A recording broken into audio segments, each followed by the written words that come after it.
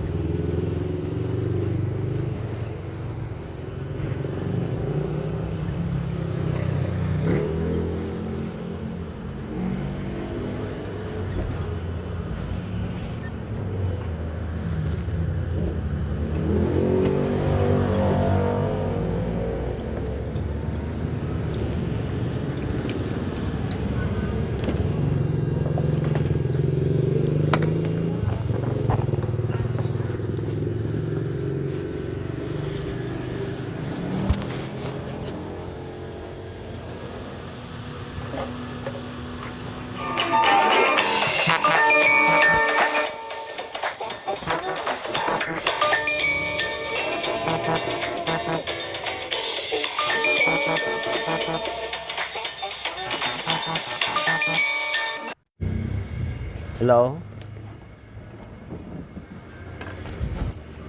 Wala, inaba.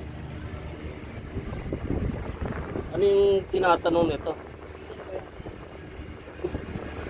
Yung sa parang pinapaupahan ata ni Jer yung ano niya, unit niya doon. Hindi ko maintindihan yung pagkasabi ng ano, biglang binaba eh. Si Joey Matias po ba to? Ganun. Ito kasi yung lender, yung parang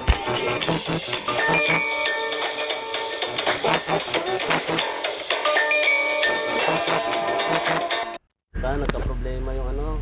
Baka yun yung pinapagawa niya kay JJ, hindi kaya. Ay, iba yun. Yung sa title transfer na nga daw sana eh.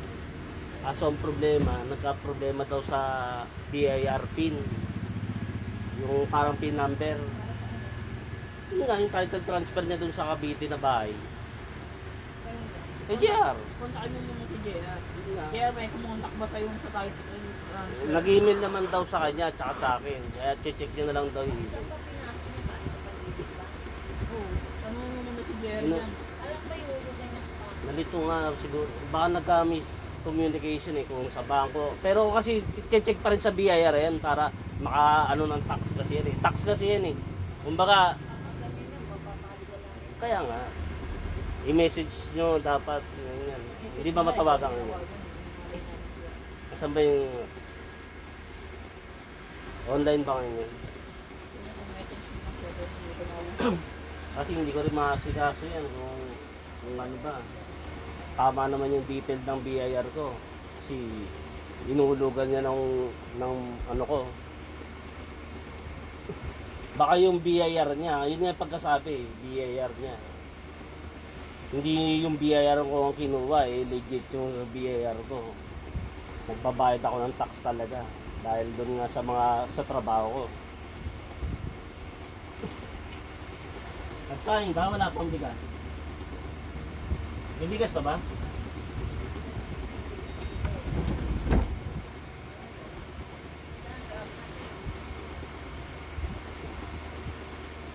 Ano nga siya dyan. Hindi daw siya makontak din. Sabi ko, nasa ibang bansa po yun.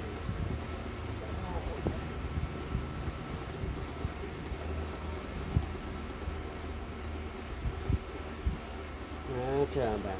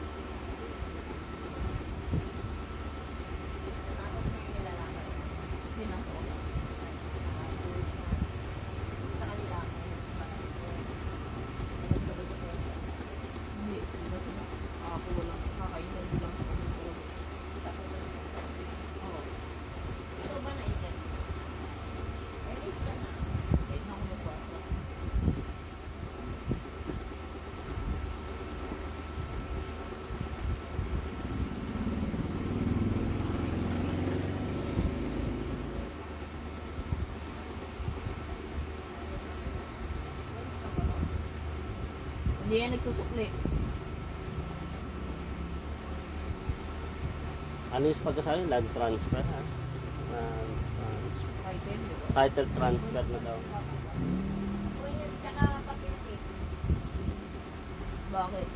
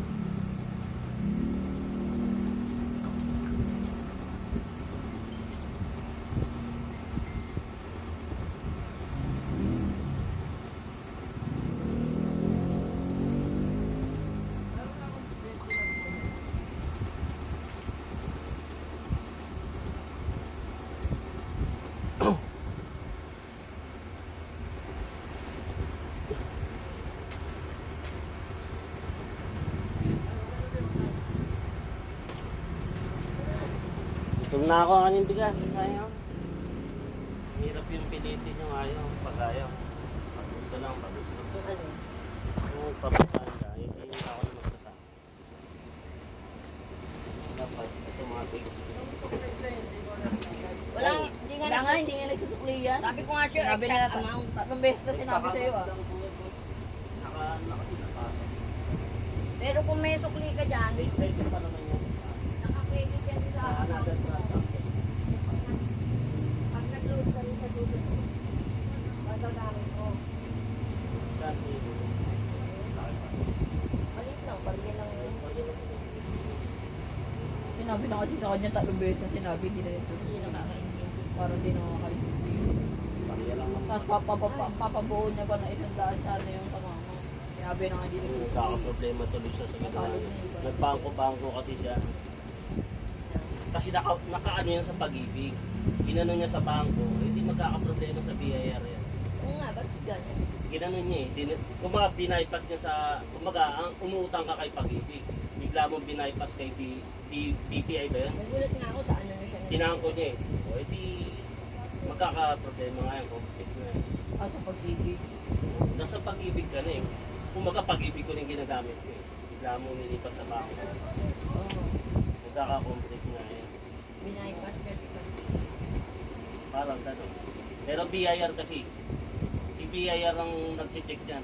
Kasi napunta ka kay Bangko, hindi i-check niya. Hindi niya na kay Pag-ibig tututok yan. Kay BPI na tututok yan. Ay, parang Bangko. ginamit niya lang yung Oo. Kay ano na yan. Kasi yung Pag-ibig, parang merge na yun ng ano eh, ng tax ng BIR eh. Para yung gobyerno yun. ay mangyayari yan. Kung kay David ang pag-ibig mo, ang mag-ulog yung pag-ibig mo niya. Oo. Pero kung ano, eh, pinangko, kaya nagtatanong na ngayon yan. Kaya nagtatanong. Kasi ano na yan, Dahil mga kung title ano, transfer na yan. kung inano sa kanila, sila mag-ulog kasi. Pero kailangan pag-aralan niya muna maigi yan. Baka may mali siya ginawa talaga. Sabi ko mukhang magulong ginagawa Magulungan, nila. diba? Napansin ko nga nung una pa lang. Kasi kung may alam ka sa titulo, kailangan aralin mo yan. Bago niya ano yun, dapat Aralin mo yan. itanong muna siya. Tanong siya sa mga marunong. Mm.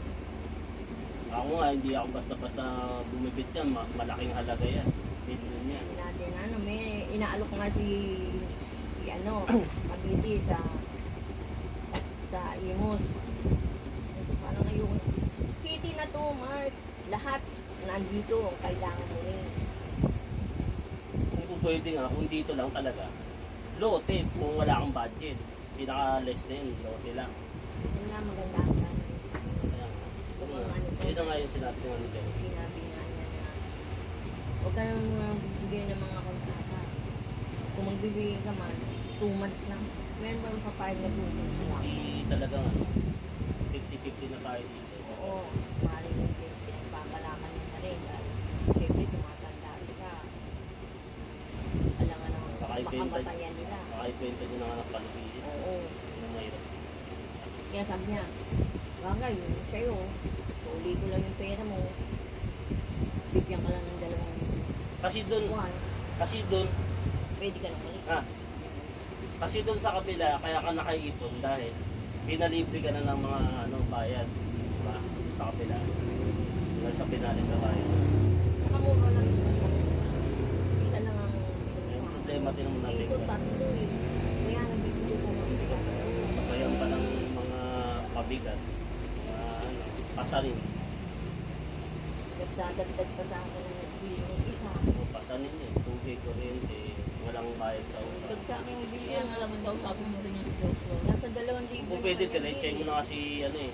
Kasi naman pare-pares tayong mga kawawa. Iiwas niya talaga si Patrick sa akin eh, di ba? Diretso mo na diretso mo na kagad si Diyos. Diyos, ano ba? Wala ka ba may Alam mo naman unahin yan, parang ano yan eh. Kaya Yeah. mahirap din mag ano. Ano ba, hindi ba nagbabayad? diretso mo na lang. Nagbabayad? Mapapalis na tayo. Ba't may binigay ba? Kahit 5 kunduling, walang binibigay na sa akin. Kasi hindi ba hindi siya magbayad kasi Patri na yun may ano na negosyo na yan. Baka binibigyan ni Patri ng pambayad yan, hindi niya binabayad. Oo. Hindi na bayad sa mga utang niya. Sa kanila Yung na mga yun, nagbayad kung ka kay ano, Jerome. kung talagang tumutulong sila o ano. Hindi nga yun. Hindi pwede Kaya nga. parang ayoko nang hingi ng tulong sa kanila. Pwede nga. Hindi diretso mo na. Mapapalis na tayo dito. Diretso mo. Hindi pwede yung laging awa. Eh, damay-damay tayo sa awa na yan. Alamang siya lang maawa. Ikaw man, naghahanap buhay ka. Konsensya. Gumagamit siya ng tubig, ilaw Yun nga. sa atin. Konsensya. Kailangan konsensya na nga. eh. Dapat isipin na, kahit pa paano mag-abot ako dito, kawawa. Nandun na tayo sa dinugas siya ni ano. Polo flight niya na yun. Nandun na tayo sa dinugas siya ng ano niya, yung tropa niya. Eh, wala tayo. Alalahanin niya, hindi libre ang bahay.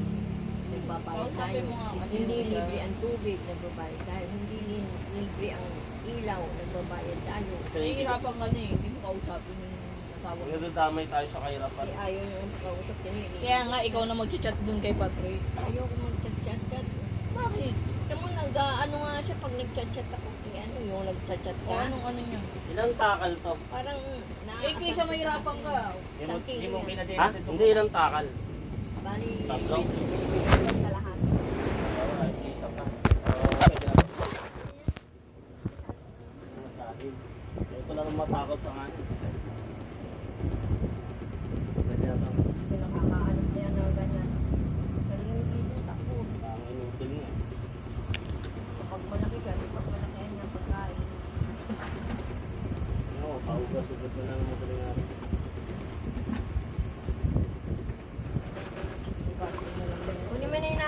dyan. Ano nag-check At siya? umuumbok yung ano dyan. Problema yung ginawa niya. Kakalipat-lipat niya sa bangko yan. Nakamadali niya. Naalam ko na yung ibig sabihin ng yung panaginip. Parang yun pa. Yung sabi mo, may na dito sa mga kumpa, yung ano, saka yung awayan ng mga pusa, saka yung ano. Pinag-ano-anohan ko na. Inanalyze mo. Ibig sabihin mo,